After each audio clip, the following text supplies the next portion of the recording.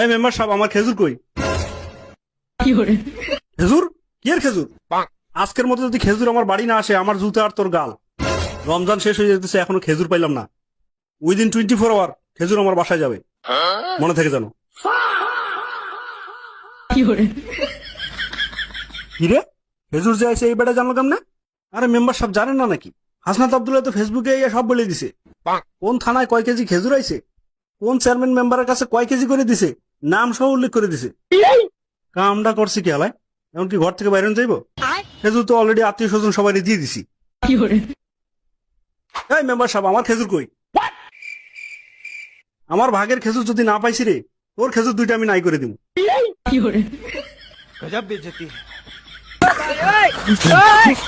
ও মা, আর পেট ব্যথা শুরু হয়ে গেছে।